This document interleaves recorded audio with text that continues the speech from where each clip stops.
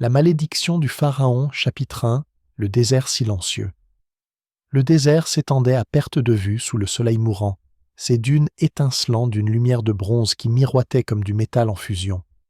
La caravane avançait lentement, ses chameaux gémissant tandis que leurs pieds capitonnés s'enfonçaient dans le sable, laissant des cicatrices éphémères sur une terre qui semblait éternelle.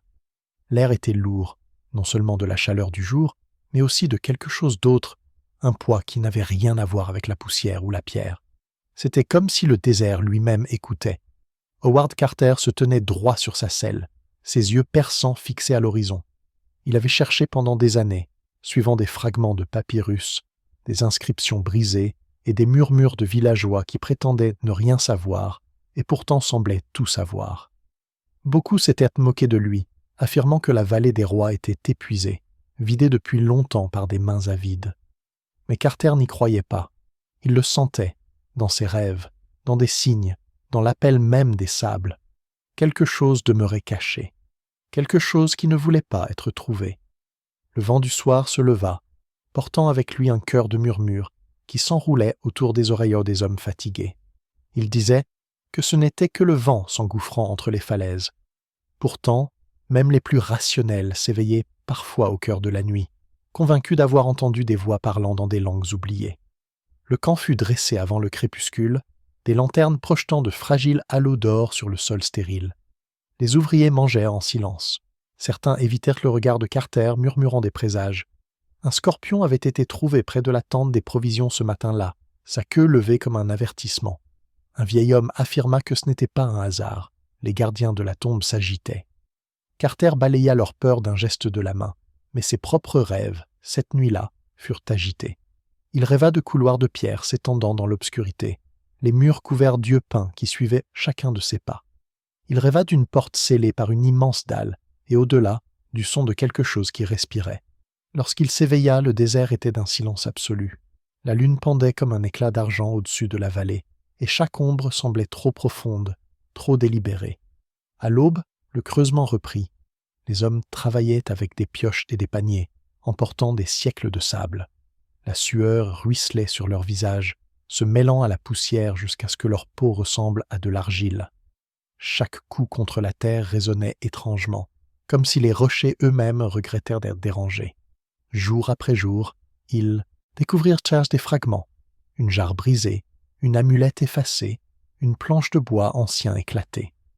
De petites choses, mais pour Carter c'étaient des signes, de faibles fils, dans une tapisserie qui indiquait quelque chose de plus grand.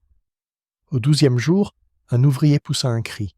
Sous sa pelle se trouvait une marche taillée dans le roc, descendant dans la terre. Les hommes se rassemblèrent, leurs yeux écarquillés de peur. Certains se signèrent, d'autres posèrent leur front sur le sable en prière. Le cœur de Carter battait à tout rompre. De ses mains prudentes, il écarta le sable, révélant d'autres marches. 12 au total, descendant vers un passage resté caché depuis plus de 3000 ans. L'air qui s'échappa de l'entrée nouvellement découverte était étrange, lourd, portant une odeur semblable à celle d'encens brûlé et à quelque chose de bien plus ancien, comme de la pierre humide scellée dans l'obscurité. Carter se pencha, et l'espace d'un instant, il crut entendre un soupir, comme si la terre elle-même expirait après des siècles de silence. Les hommes refusèrent d'aller plus loin avant qu'une prière ne soit prononcée. L'un des anciens chanta des mots plus anciens que n'importe quel temple encore debout en Égypte.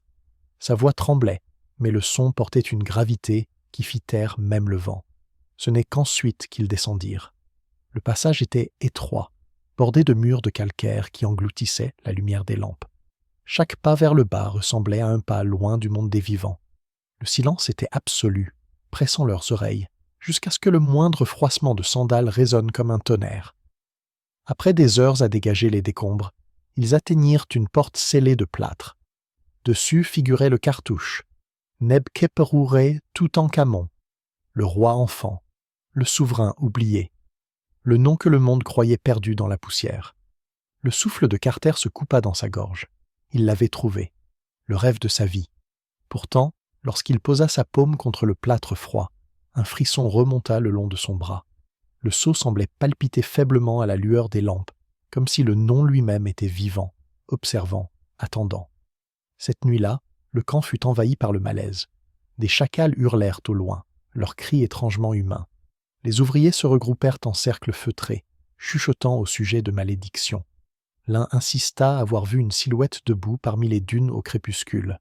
Grande, vêtue d'une robe, son visage caché dans l'ombre. D'autres dirent que les étoiles elles-mêmes avaient changé, brillant rouge comme tachées de sang. Carter écrivit dans son journal, sa main mal assurée. « Nous sommes proches. Je le sens jusque dans mes os. Pourtant, quelque chose pèse sur nous, comme un poids invisible. La tombe nous résiste, le désert nous résiste. Peut-être autre chose aussi. » Le sommeil ne vint pas facilement. Lorsqu'il arriva, il apporta des visions plus vives que jamais. Carter se vit debout devant la porte scellée une fois de plus. Cette fois, le plâtre se craquelait sous son toucher, et la porte pivotait vers l'intérieur. Une vague de noirceur s'en échappa, emplie de murmures qui s'enroulèrent autour de sa gorge comme de la fumée. Des ombres émergea une figure, grande, dorée, son visage dissimulé derrière le masque mortuaire d'un pharaon. Les yeux creux luisaient faiblement, et la voix qui surgit était à la fois tonitruante et un murmure. « Tu déranges l'éternité.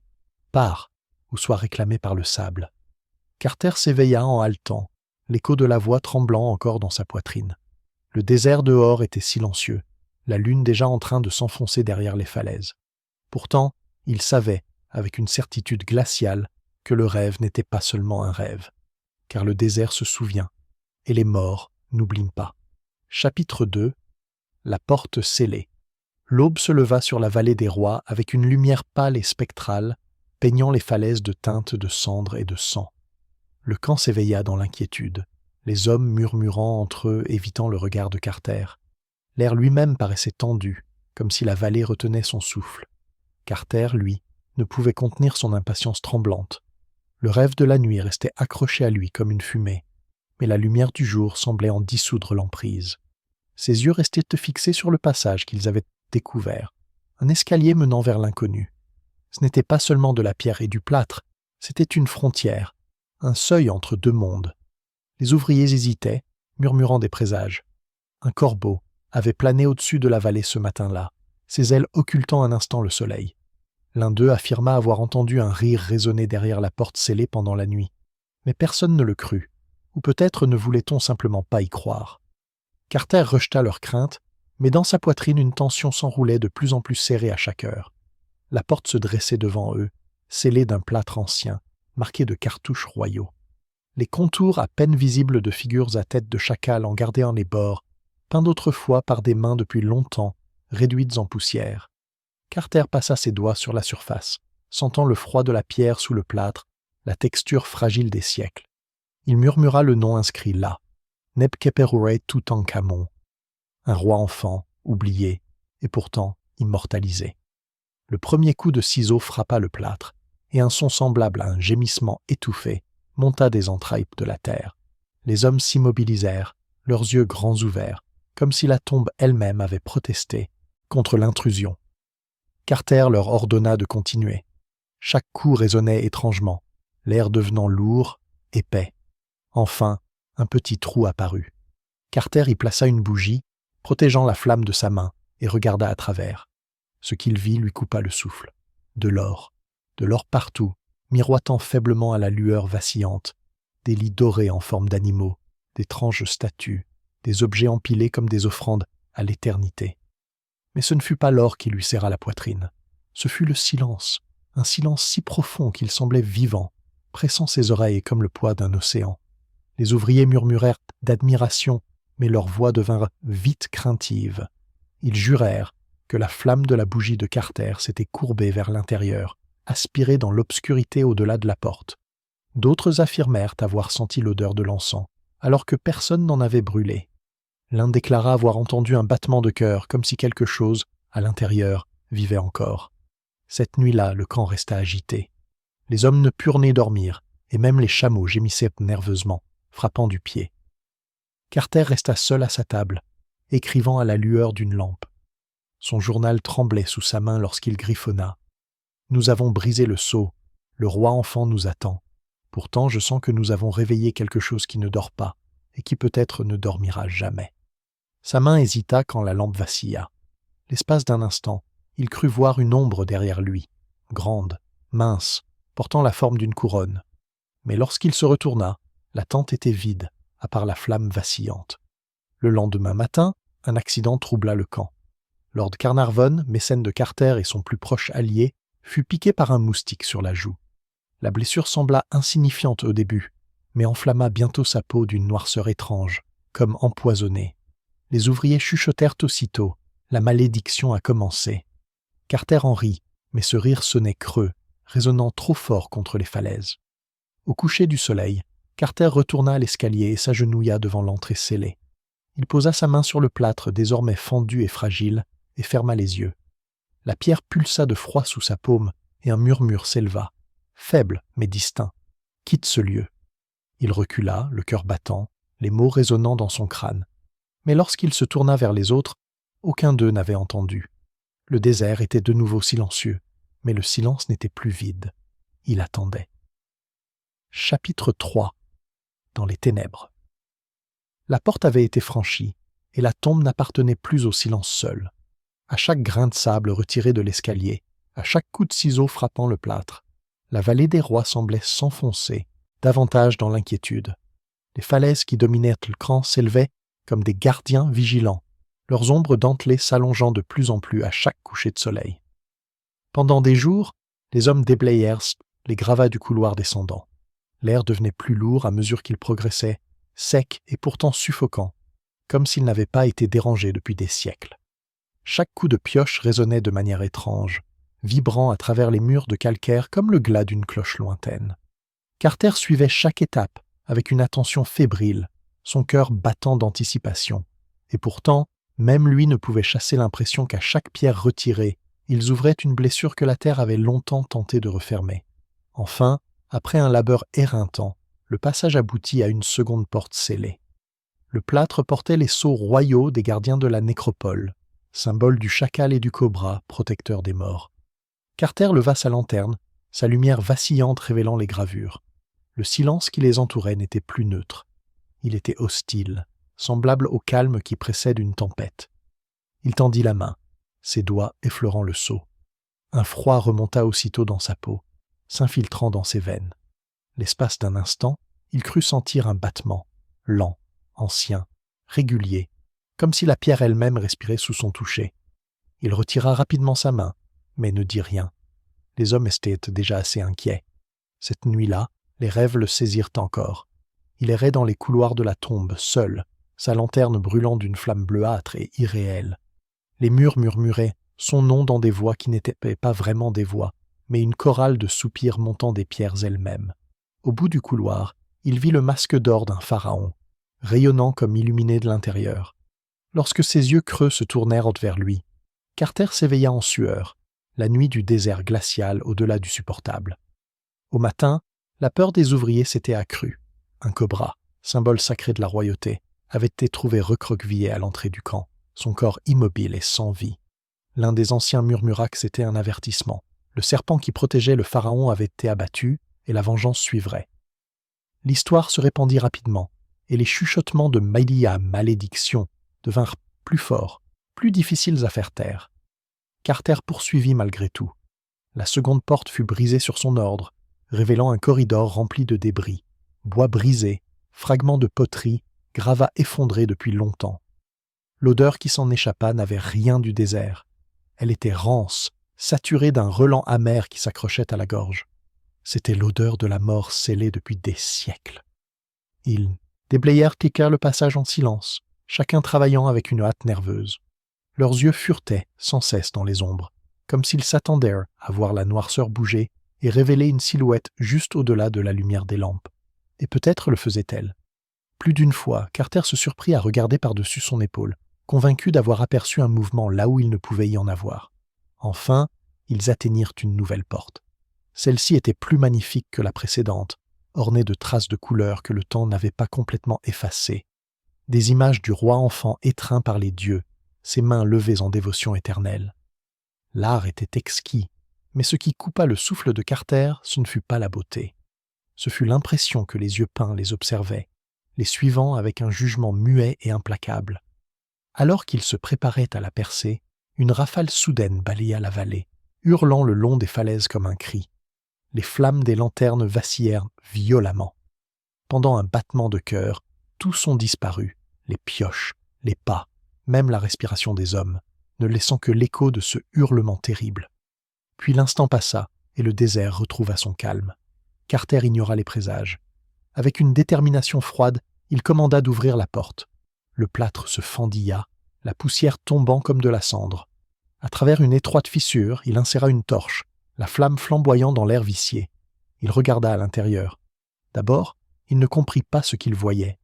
La chambre était petite, encombrée de trésors, des sanctuaires dorés, des vases d'albâtre, des statues délicates de divinités protectrices et d'étranges figurines de lions, de cobras et de créatures ailées.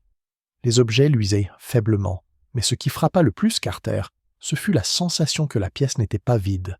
Il sentait une présence, invisible mais indéniable, qui l'observait dans l'ombre. « Voyez-vous quelque chose » demanda la voix de Carnarvon derrière lui. « Oui » murmura Carter, la gorge sèche.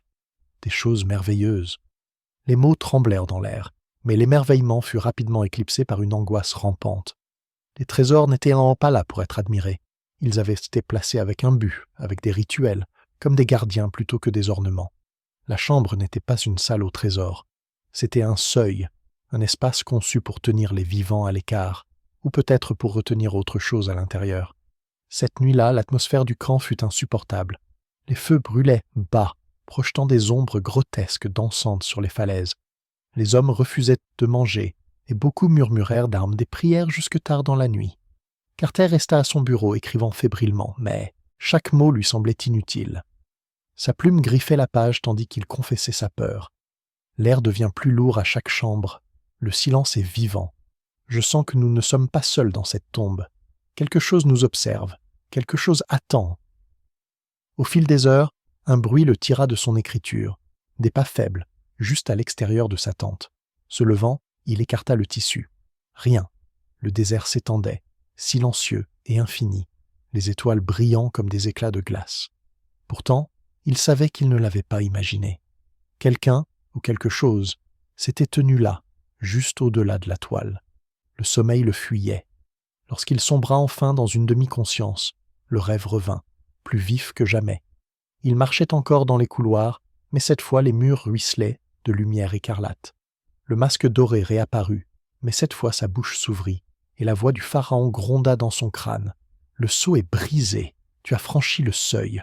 Maintenant les sables réclameront leur dette. » Carter se réveilla en sursaut, haletant. Dehors, le désert était silencieux, mais dans ses oreilles les mots résonnaient encore. Il porta une main tremblante à sa poitrine. Pour la première fois, il commença à se demander si la malédiction n'était pas une superstition, mais une vérité gravée dans les os même de la terre. La tombe avait été ouverte, et quelque chose s'était éveillé avec elle. Chapitre 4. La chambre funéraire. L'air dans la tombe s'était alourdi à mesure que l'on découvrait chaque nouvelle pièce, saturée d'une présence que les mots ne pouvaient définir. Ce n'était pas seulement de la poussière et de l'encens, ni la claustration de la pierre scellée.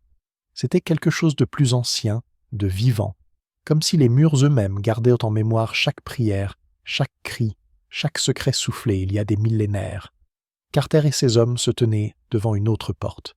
Celle-ci était plus grande, son linteau couvert de formules sacrées et de symboles de protection. Les figures d'Anubis et d'Horus y étendaient leurs bras, leurs yeux sévères et inflexibles.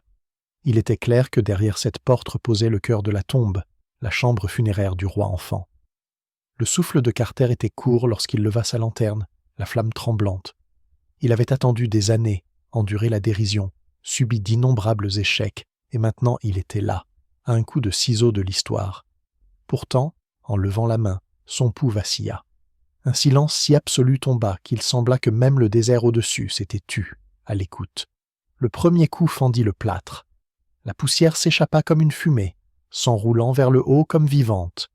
Les hommes s'arrêtèrent, pétrifiés, comme si la tombe elle-même avait gémi de douleur.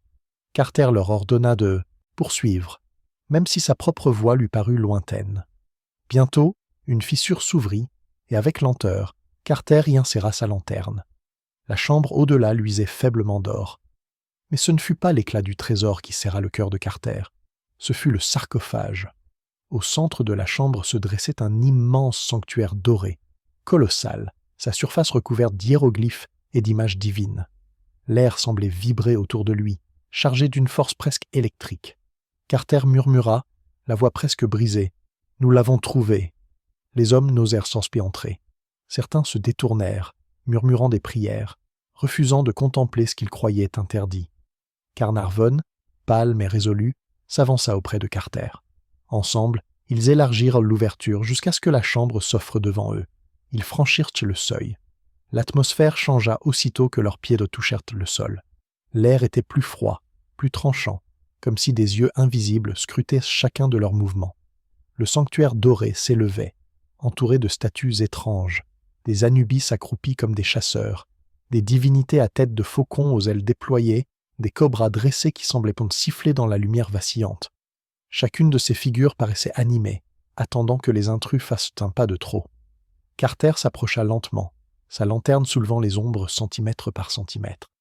Le sanctuaire était encore scellé, ses portes liées de cordons et de sceaux intacts depuis des siècles.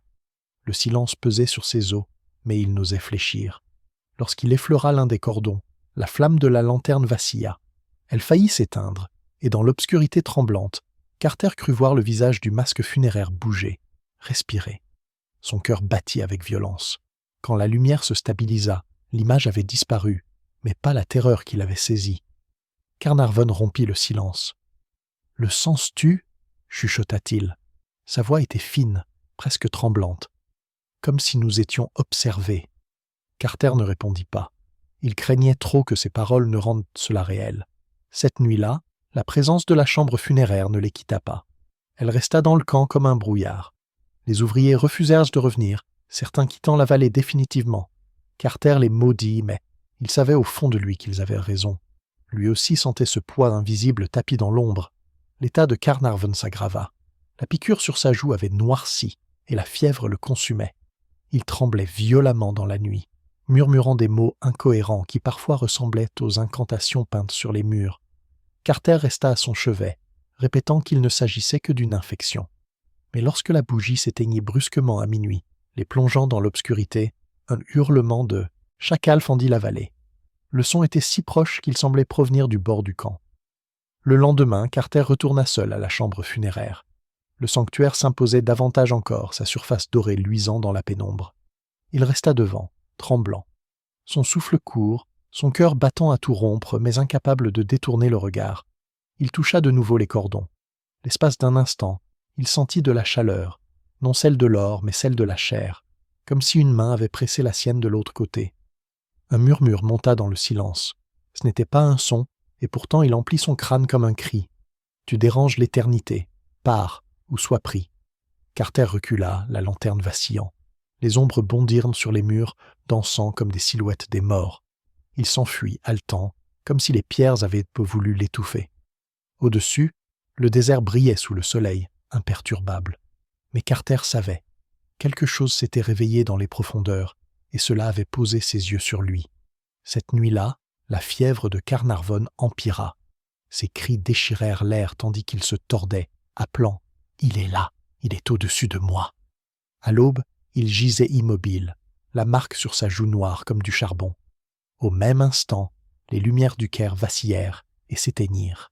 Et à cette heure précise, dit-on, les chacals hurlèrent de nouveau dans la vallée. La malédiction avait commencé à réclamer sa dette, et le désert, toujours silencieux, écoutait. Chapitre 5. L'ombre qui s'étend. La nouvelle de la mort de Lord Carnarvon se répandit en Égypte comme un incendie. Les murmures de la malédiction passèrent de village en village, des rues du Caire aux tentes de la vallée. Bientôt, le monde entier colporta l'histoire, les journaux racontant la vengeance des morts anciens. Mais dans le camp, nul n'avait besoin de titres sensationnels pour y croire. Les hommes avaient trop vu, trop ressenti.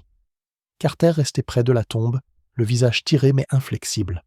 Pour lui, la mort de Carnarvon était une tragédie, pas une prophétie. Il se répétait, et répétait à ceux qui voulaient encore l'écouter, que ce n'était qu'une maladie, une infection, un hasard. Mais sa voix manquait de conviction, et ses yeux trahissaient un tourment qu'il ne pouvait enfouir. Encore et encore, il retournait à la chambre funéraire, comme pour défier le pharaon de se montrer. Les ouvriers refusèrent de l'accompagner. Beaucoup avaient fui la vallée, abandonnant même leurs outils dans la précipitation. Les rares qui restaient ne s'approchaient plus de la tombe après le coucher du soleil. Dans leur absence, Carter descendait seul dans les ténèbres, sa lanterne unique flamme contre le silence suffocant. La chambre funéraire n'avait pas changé, et pourtant elle avait changé. L'air était plus lourd, acéré d'une âcreté qui lui collait aux poumons. Le sanctuaire doré luisait faiblement, mais il n'inspirait plus d'émerveillement, seulement de la crainte. Carter en faisait le tour, étudiant les inscriptions gravées sur sa surface. C'étaient des mots de pouvoir, des formules de protection, des malédictions lancées contre le profanateur du repos éternel du roi. Il les traça de son doigt tremblant, et un frisson s'éleva en lui comme une seau glacée montant dans le corps d'un noyé. Les mots semblaient en vibrer sous sa peau, de faibles pulsations étrangères au monde des vivants. Quand il retira sa main, le tremblement persista dans ses os. Au camp, l'agitation grandissait. Des accidents étranges frappèrent ceux qui s'approchaient trop près de la tombe. Un ouvrier trébucha et se brisa la nuque sur les marches de pierre. Un autre fut frappé d'une fièvre fulgurante qui l'affaiblit en une seule nuit. Un cheval, autrefois docile, s'affola sans raison, éventrant les tentes avant de s'effondrer mort dans le sable. Chaque incident creusait la peur jusqu'à ce que Carter se retrouve cerné de silence même à la surface. Les nuits devinrent inquiétantes. La vallée semblait s'éveiller. Des chacals se rassemblèrent sur les crêtes, leurs yeux luisant rouges à la lumière de la lune. Le vent portait des murmures dans le camp, des voix parlant en langues oubliées. Carter s'éveillait trempé de sueur, convaincu que quelqu'un était entré dans sa tente, mais il ne trouvait rien lorsque la lampe s'allumait.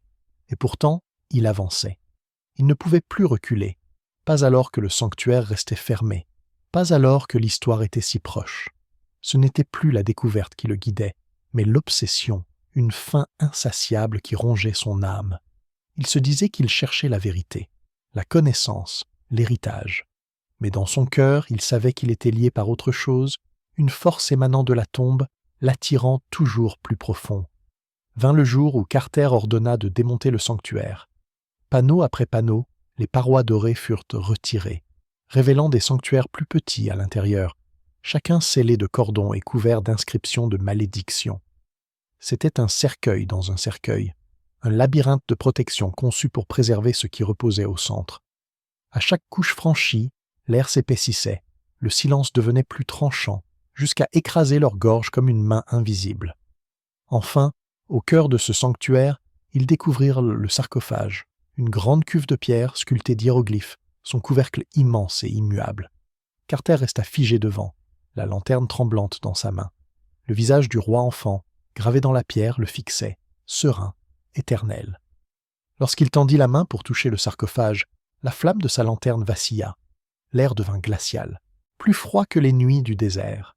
Son souffle se condensa en brume, et alors il l'entendit, un son qui n'appartenait pas au monde des vivants, un battement de cœur, lent, profond, résonnant, montant du sarcophage lui-même. Il recula, presque lâchant sa lanterne. Les ouvriers s'enfuirent, leurs cris résonnant dans les couloirs. Carter resta seul, figé, les yeux rivés à l'obscurité. Le son continua, interminable, jusqu'à s'éteindre enfin, laissant un silence saturé d'une présence invisible. Cette nuit-là, Carter ne dormit pas.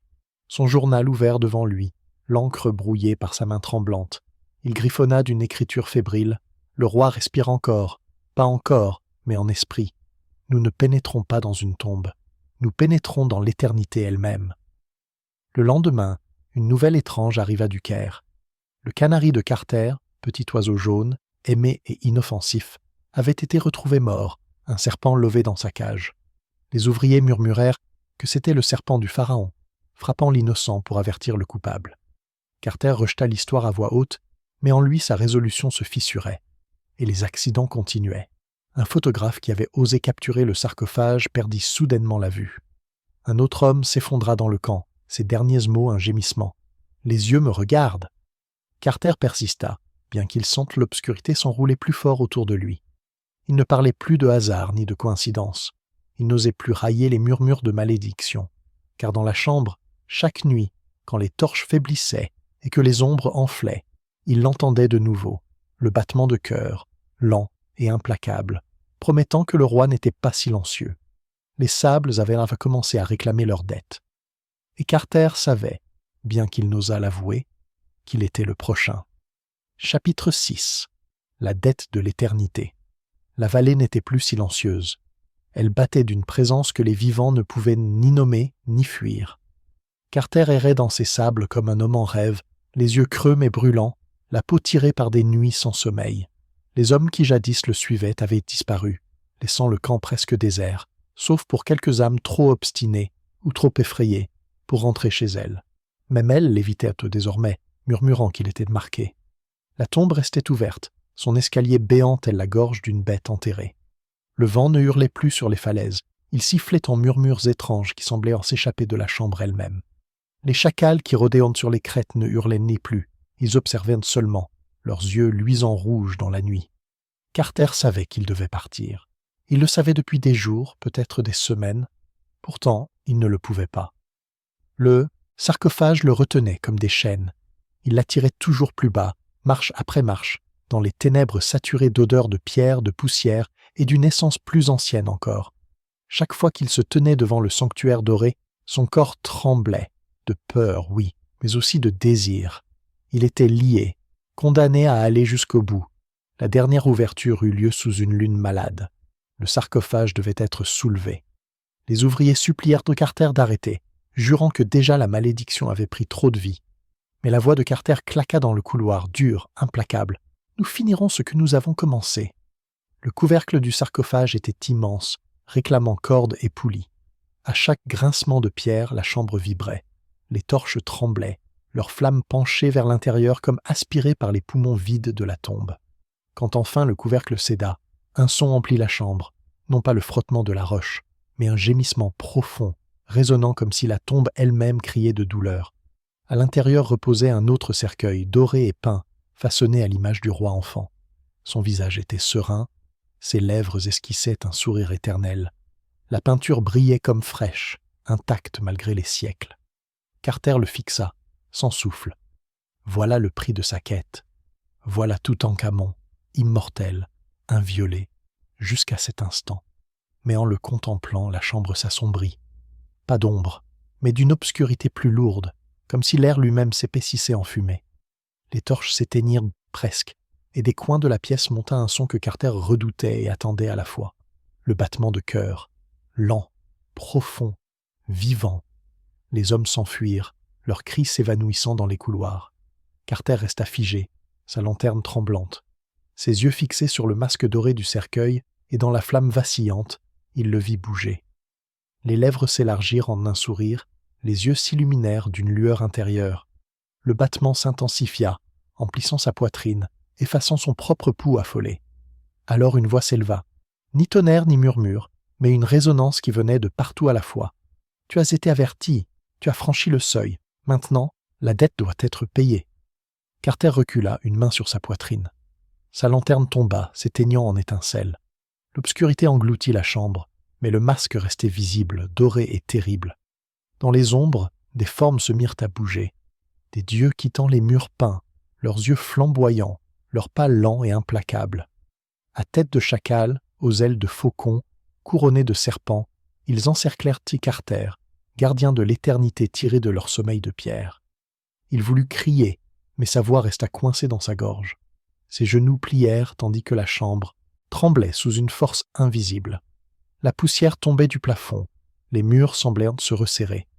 La dernière chose qu'il vit avant que l'obscurité totale ne l'engloutisse fut le visage doré du roi, s'approchant, ses yeux creux embrasés de lumière. Le camp fut abandonné quelques jours plus tard. Les survivants racontaient avoir entendu des hurlements s'élever de la tombe longtemps après la disparition de Carter. Certains jurèrent avoir vu son ombre errer sur les crêtes la nuit, une lanterne à la main, mais sans flamme. D'autres disaient entendre des pas dans le couloir, des échos interminables comme si la tombe avait englouti non seulement son corps, mais son âme. La rumeur courut au-delà de la vallée. On disait que la malédiction avait accompli son œuvre, Carnarvon, les ouvriers, les photographes, et désormais Carter lui-même. Pourtant, la tombe demeurait, silencieuse, attentive, gardée non par des serrures de pierre, mais par la peur qu'elle inspirait aux vivants. Le sarcophage fut refermé, et le désert reprit son silence. Le sable effaça les pas, le vent balaya les tentes, et seule la tombe subsista. Le roi enfant reposait de nouveau, son sourire éternel intact. Mais la vallée se souvenait, les falaises se souvenaient, le désert n'oublie jamais. Et ceux qui osaient murmurer le nom de la tombe de Toutankhamon le faisaient toujours à voix basse, de peur que l'air lui-même ne porte leurs paroles aux oreilles attentives d'en dessous. La malédiction avait réclamé sa dette, et l'éternité était satisfaite, pour l'instant.